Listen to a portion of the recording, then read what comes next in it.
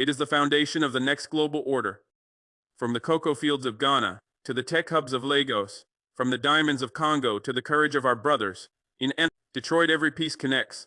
Let the black farmer in Alabama know he shares a destiny with the gold miner in Burkina Faso.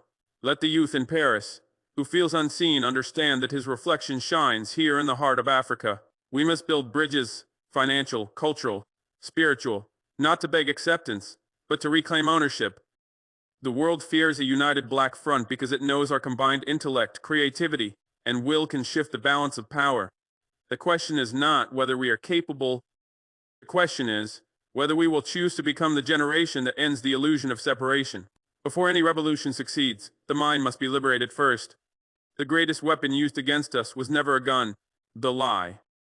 They rewrote our history, redefined our heroes, and made us doubt our own reflection. They made us believe being black was a burden, when in truth it is the world's original crown. My brothers and sisters, colonization was not just about stealing land. It was about stealing memory. They burned our books, silenced our languages, and replaced our wisdom with dependency. But here is what they never understood. Truth cannot die. It only waits. And now is the time for truth to rise again. We must rebuild our education not as imitation, but as revelation.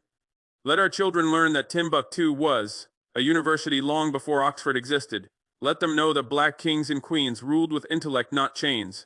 Let them see Africa not as a charity case, but as the cradle of civilization, the mother of medicine, mathematics, and morality.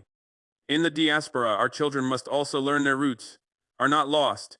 They carry Africa in their rhythm, resilience, and brilliance. To know who you are is the beginning of power. To teach your children who they are is the continuation of revolution. The West builds systems to shape minds. We must build consciousness to free them. Real independence begins when a black child anywhere in the world can say with conviction, I am not inferior. I come from greatness. This awakening of mind and spirit is the foundation of our rise, because, before we can command respect, we must first remember who we are. My people, I speak plainly. Political freedom without economic control is an illusion. We cannot talk of independence while our food, energy, and technology are controlled by others. A nation that cannot feed its people or shape its own market will always remain a servant dressed as a sovereign. That is why I call on every son and daughter of Africa, at home and abroad, to build the foundation of our true freedom, economic unity. We have the talent, clan, creativity, and spirit.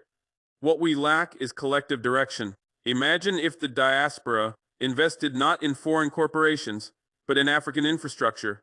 If African youth, the engineer in Atlanta, and the designer in Lagos, join forces to create industries that serve, not exploit our people, brothers and sisters, they control us.